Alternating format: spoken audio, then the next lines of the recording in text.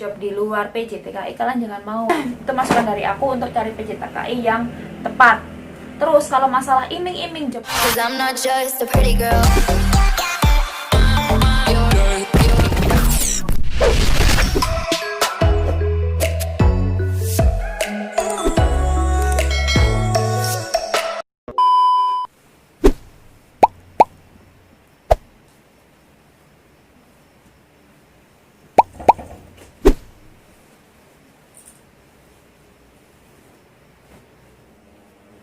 nah, selamat malam guys ya. Jadi malam ini aku tak sambil lipat-lipat dan aku mau berbagi sharing ke teman-teman buat yang mau kerja ke Taiwan.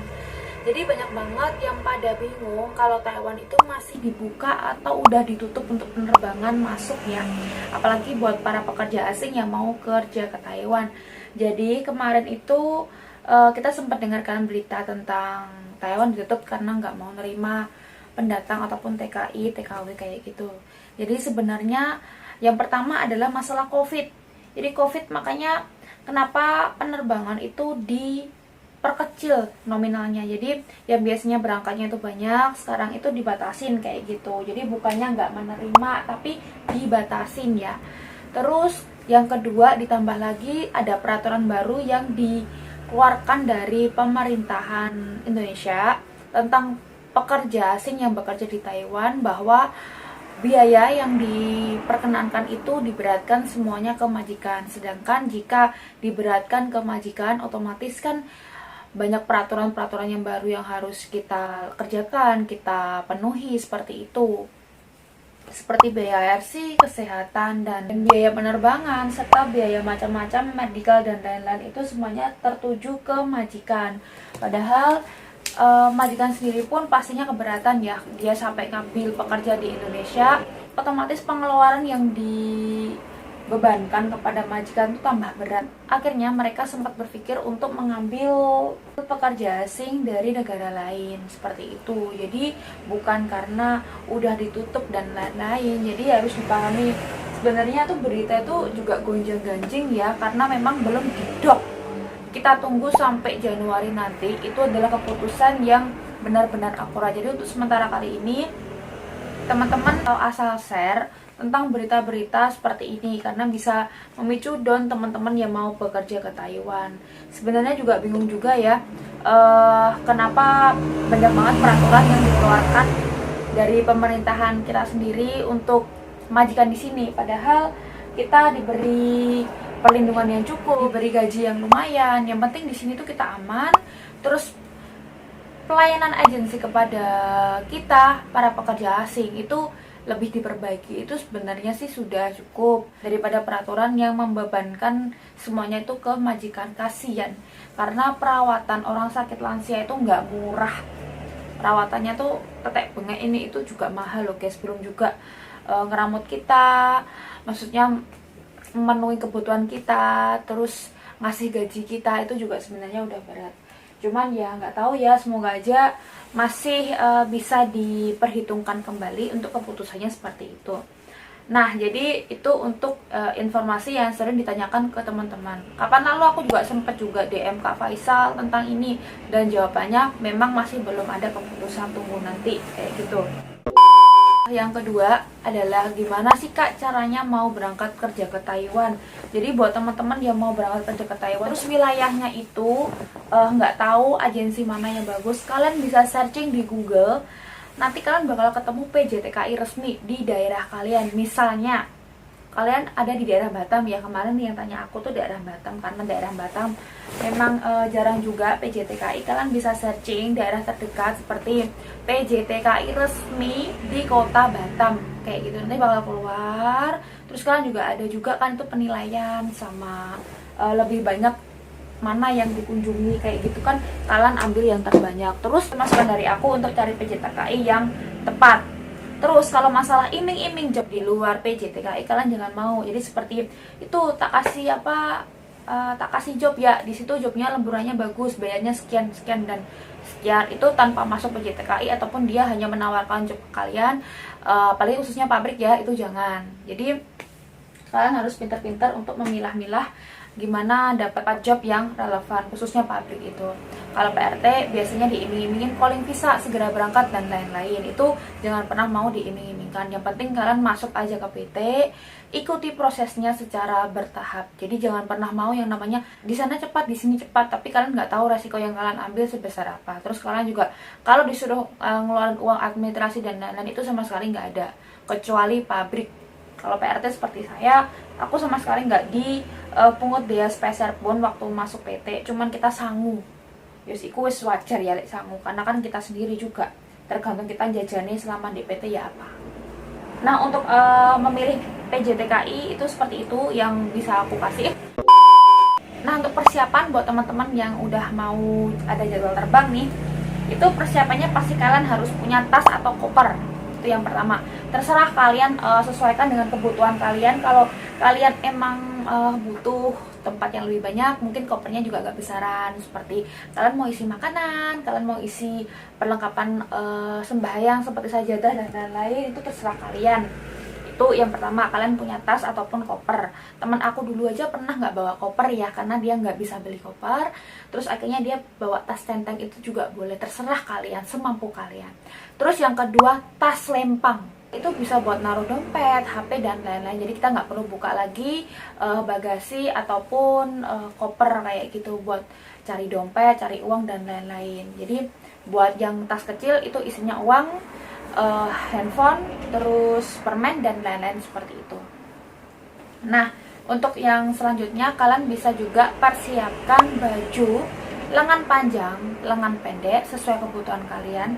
Aku dulu bawa lengan panjang itu 3 pasang, lengan pendek itu 3 pasang. Aku juga bawa handuk, aku bawa handuk dari rumah, bawa handuk buat mandi sama handuk buat wudhu. Jadi kalau aku di kantor agensi ataupun di tempat majikan baru datang di Taiwan kayak gitu, aku masih bisa melaksanakan sholat. Terus buat teman-teman yang Islam, melaksanakan sholat di Taiwan itu aku dulu nggak bawa sajadah, karena sajadah itu berat ya. Jadi aku pakai selembar kain kayak gitu, kayaknya tipis kayak gitu. Yang penting bisa buat sajadah dan suci. Yang paling diingat Ai ya, kalau teman-teman ngikutin vlog aku pasti ingat waktu kita makan bareng sama Ai.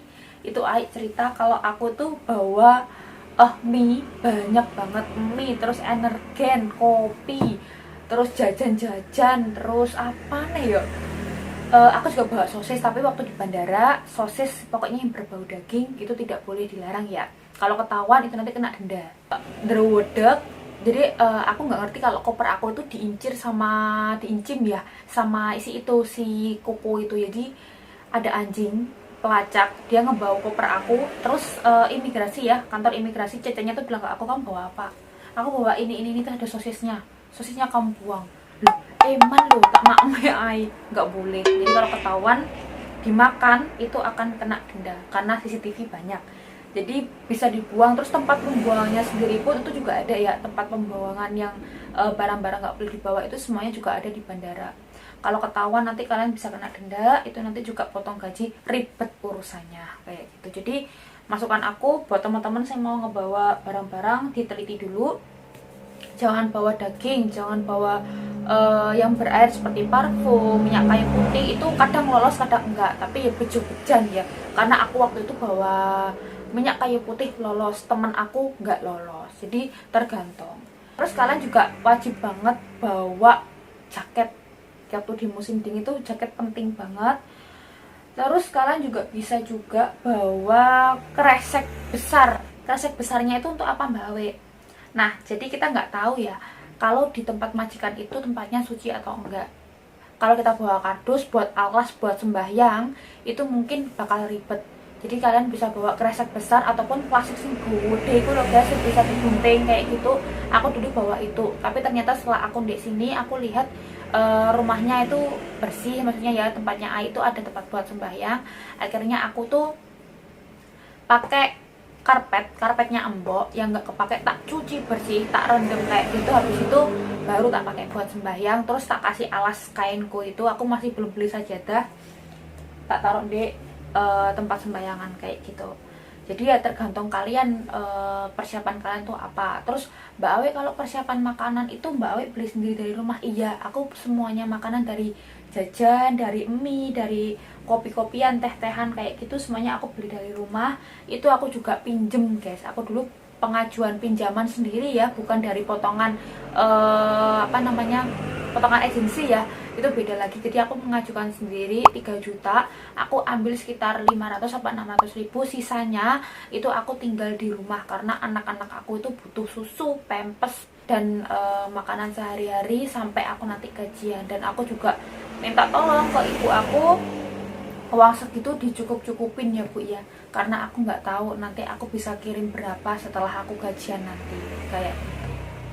Jadi tergantung sih ya, tergantung kalian itu kebutuhannya apa gitu loh guys. Kalau kalian kebutuhannya seperti aku, orangnya wedi banget ya lek luwe kayak gitu, terus aku juga orangnya tipe orang saya nggak mau jaga nih, dalam arti kayak aku pasrah ke majikan. Terus kalau aku terlalu berharap takutnya kecewa. Jadi kalau jaga nih, kalau majikan aku tuh pelit, terus susah kalau masalah makanan kayak gitu doang. Jadi mendingan aku sendiri sing mempersiapkan buat cukup dimakan sampai 1 bulan ke depan kayak gitu sih. Jadi ya sesimpelnya kita kalau bikin simple ya, kira simple kayak gitulah guys, nggak perlu dibikin ribet. Jadi persiapannya ya mulai dari teman-teman yang mau kesini, kalian pilih PJTKI yang resmi di daerah kalian. Kalau semuanya tempat kalian tuh benar-benar terpencil terus nggak ada, kalian otomatis harus hijrah ke kota lain.